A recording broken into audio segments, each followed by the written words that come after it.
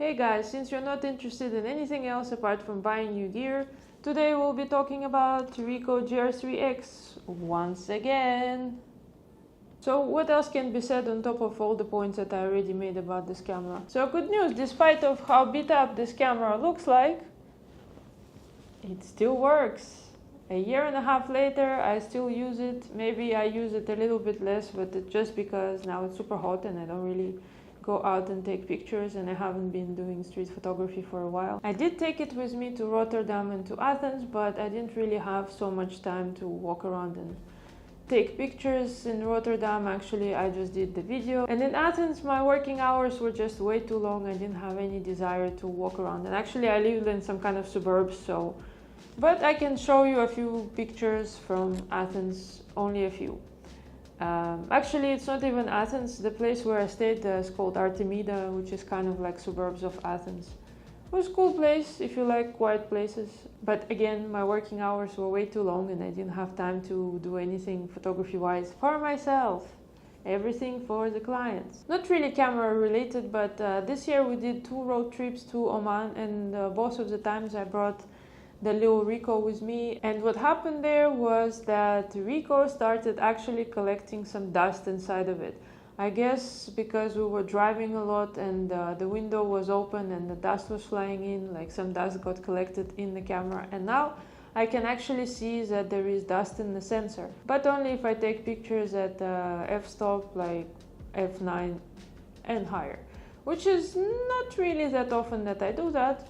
But because I mostly use this camera in P mode, so it decides itself what kind of aperture it selects and what kind of shutter speed it selects. I'm usually setting the ISO, or sometimes even leaving the ISO on auto, unless I go for a particular scene.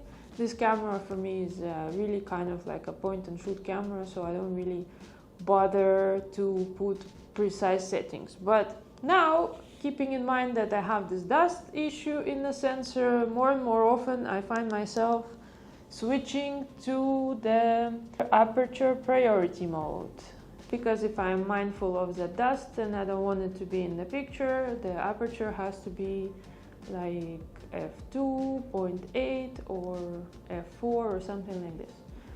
And most of the time this camera can handle, and it also has an ND filter. If you actually want to shoot at those apertures, you totally can, even with a bright light situation like ours. So how bad is this dust situation and what can you do about it?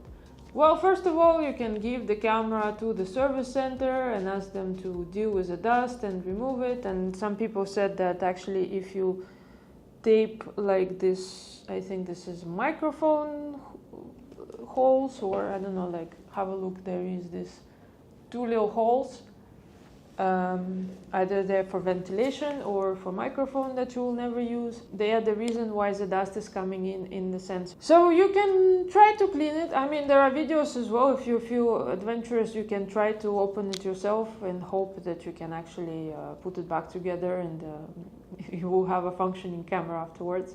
Or you can just ignore it and take pictures, and if you notice that the dust is happening, then you can click here, here and here in Lightroom with that remove dust or remove whatever feature and remove your dust. Or you can do the same in Photoshop.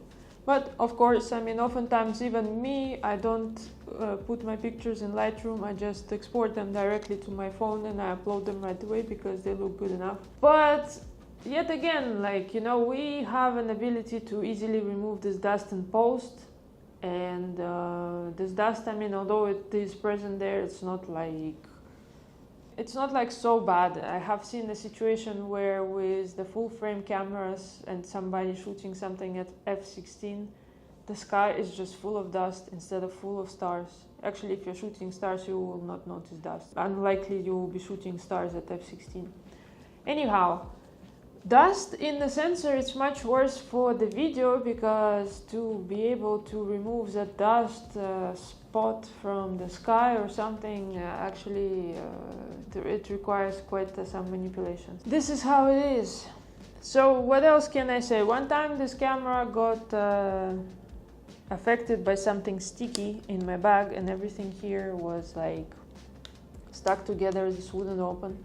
but still works. And you can see that it has taken some falls, and the ring here, it's all scratched, but otherwise it works fine. So apart from the dust situation, what else is new? So I have decided that since, you know, this camera is pretty much unusable for the videos, that I will use this button, which is over here. I will use it to put the metering. So now that I have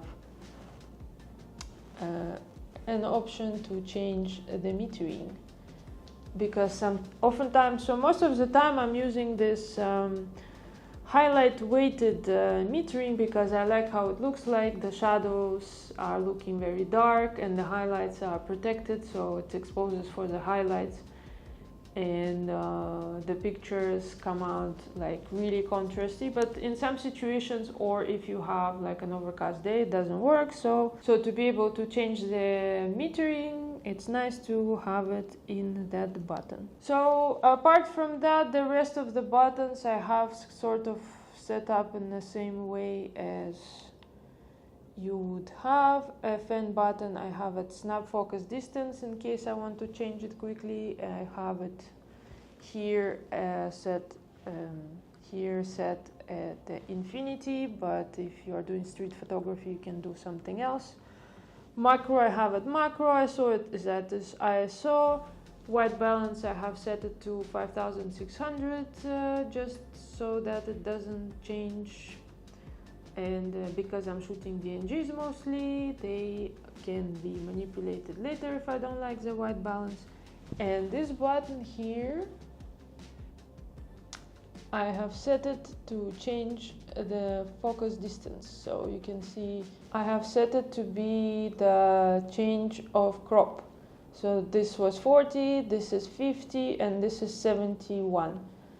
Because oftentimes I find that I like to change the crop as I'm composing the picture, and very often I shoot actually at 70 instead of 40.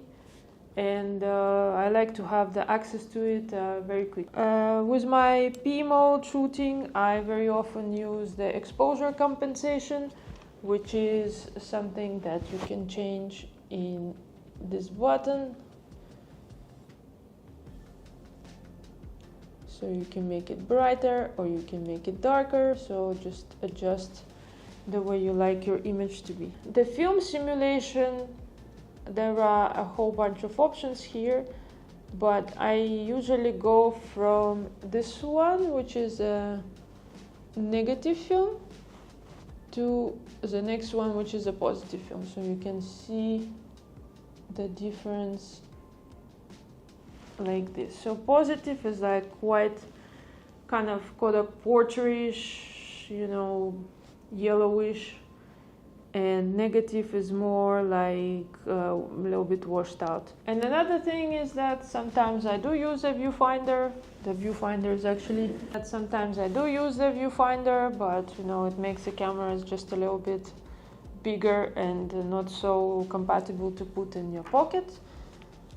And if you forget that you're shooting in a crop of 70 millimeters, this is not really framing it right. On top of that, it's not really that accurate, this frame, and I normally have it because the sun is so bright sometimes outside if you're shooting during the days that you cannot see.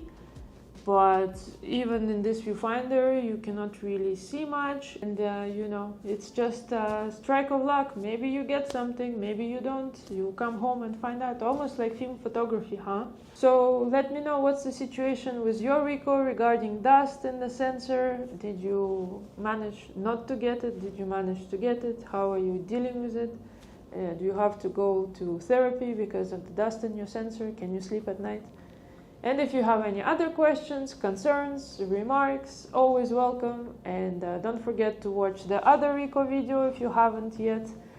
And take care of yourself. I'll see you soon.